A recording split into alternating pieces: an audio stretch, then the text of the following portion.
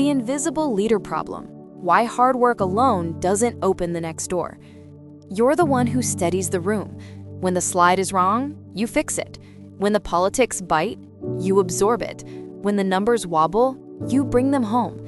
Inside the building, you're known. Outside, almost no one knows your name. You were taught a promise. Keep your head down, deliver, and the door opens. You lived that promise for so many years. You delivered. The door stayed shut.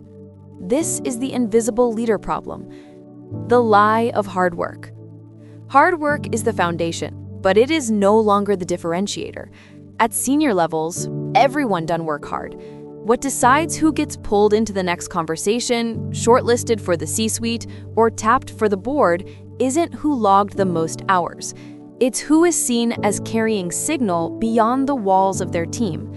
We live in an attention economy, even inside corporations. When people at the top are scanning for who to bet on, they are not reading your performance reviews. They are scanning for presence. Do they remember your point in the meeting? Did your name come up in another room? Have they seen you framed as an authority outside the company? If your work doesn't travel, the door doesn't open. Why visibility feels so uncomfortable? For many senior women, especially in their 40s and 50s, visibility feels like a betrayal of values. You were raised on humility. You were told not to brag. You were rewarded for reliability, not self-promotion. So when you hear "be visible," it lands as "be loud, be shallow, be someone you're not." No wonder you resist. But visibility isn't volume, it's traceability. It's the breadcrumb trail that lets decision makers, sponsors, and peers connect your name to your impact. Without that trail, you remain the dependable shadow, present but uncredited. There's also the life stage layer. Menopause shifts, personal responsibilities, a full plate. The thought of adding visibility work feels like one more drain. But what if it wasn't about more work at all? What if it was about letting your existing work echo further? The attention economy at the top. Here's the truth. At the senior level, careers are shaped by three currencies: credibility, visibility, and sponsorship. Hard work only fuels the first. Without the other two, you plateau. Credibility equals the work you've already proven. Most senior women have this in abundance. Visibility is the signals that make others aware of that credibility. This is the weak link. Sponsorship is the person with power who says your name in rooms you're not in. Notice the pattern. Visibility is the bridge between credibility and sponsorship. Without it, hard work loops endlessly but never compounds into new doors. The door will not open by hard work alone. If you've been waiting, silently stacking proof, you already know. The door doesn't swing open on effort. It opens when credibility, visibility, and sponsorship line up. Hard work got you here. Hard work will keep you respected, but it will not carry you through the next threshold. That requires you to step into the attention economy as not someone louder, but as someone seen, remembered, and carried forward. You don't need to change who you are. You need to let the world see who you already are. What are your limiting beliefs? Before you change your strategy, you have to name the stories that keep you still. These are the quiet whispers that sound like truth because you've lived by them for decades. They're comfortable, but they're costly. The invisible leader problem is reinforced by 4 sticky beliefs. My results should speak for themselves. They don't. Results are data. Humans move on stories and signals. Visibility is vanity. Visibility is access. It decides whether your results are even known beyond your boss. I'll be discovered if I just keep at it. Discovery is engineered, not accidental. Waiting is a strategy for those already favored. Stage and visibility aren't my thing. I'm too old. I don't want to be a performer. Visibility isn't performance, it's presence. It's the quiet signal that tells the right people you're already here. These beliefs are not harmless. They are locks on the door. Once you see them for what they are, outdated scripts, not destiny, you can set the key in motion. The door opens the moment you stop confusing humility with invisibility. If you're ready to start naming your own, try the Limiting Beliefs Worksheet by CarePatron. It's a simple but powerful tool to help you call out the quiet stories that hold you back. If you've ever caught yourself thinking, "I can't," or "I'm not ready," this worksheet will help you unpack that and start rewriting the script. How to open the next door. Before the work, there is the work before the work. The door doesn't open with tactics alone. It opens when your psychology shifts. When you stop believing that quiet delivery will eventually be enough. The first step is not posting, not networking, not speaking. The first step is looking inward and asking, "Am I ready to be seen?" That single question separates the next chapter from the loop you're in. And readiness isn't just mental, it's emotional courage.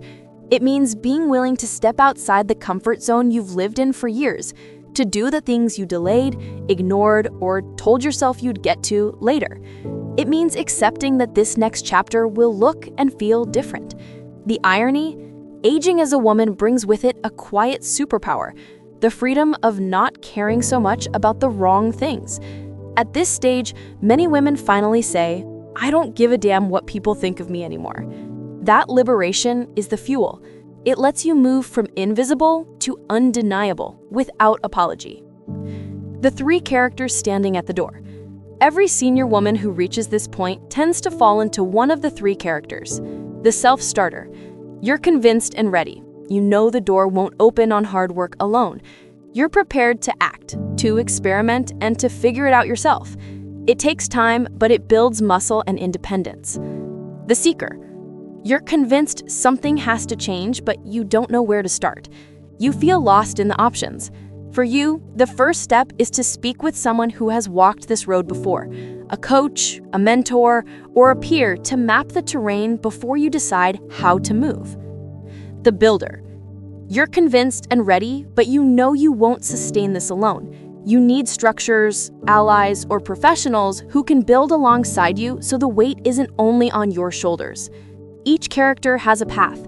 None is better than the other. What matters is honesty about where you are and what you're planning to do about it. When it comes to the work itself, once you've crossed the psychological threshold, the actual work of opening the door can take three forms. Do it yourself. You learn the craft, how to shape your narrative, how to write and share it, how to reach out and follow up. It takes time, but it builds muscle and independence. Do it with guidance. You work with a coach who shows you the frameworks, scripts, and moves. You practice with support until you can do it alone. Or have it done for you. You bring in professionals, brand strategists, visibility experts, communication teams who handle the repurposing, amplification, and positioning while you focus on leading. Each option works. What matters is that you choose. Doing nothing, waiting for recognition to arrive, is the only option that keeps the door locked. A tool to help you begin. If you're not sure where you stand today, start with the free "Are You an Invisible Leader?" It's a series of reflective questions that give you a clear score and show the areas where you're strong and where you need to focus next. Think of it as a mirror for your influence. It makes the invisible visible. Where this series goes next. This is part 1. In part 2, we'll go deeper into the practicalities, a step-by-step guide to building influence, whether you're doing it yourself, doing it with a coach, or outsourcing it entirely. Because no matter which path you choose, the most important work begins in the same place. The courage to step out, the freedom to not care about the wrong things, and the willingness to start a new chapter. I specialize in helping highly accomplished executive women write their next chapter. If this resonates, check out my website or book a free chemistry session. And if you're curious where you stand today, take Are You an Invisible Leader assessment and download the Influence Map and Visibility Calendar template to begin moving the pieces. Final thoughts. Hard work builds credibility, but credibility alone won't move the piece on the board. To open the next door, you need to be seen, remembered, and carried forward. It's time we tell the truth, not to shame the grind, but to free ourselves from it. Because at senior levels, the myth that effort alone pays off has left too many women waiting outside doors that were never going to open. We've been part of a system built on quiet labor, on humility mistaken for invisibility, on work that compounds for the company but not for the woman. But that doesn't mean we have to keep repeating it. We get to play differently, to claim visibility as presence, not performance, to name sponsors, not just mentors, to treat credibility as validation, not the starting point, to step into a chapter where recognition is not begged for, but built.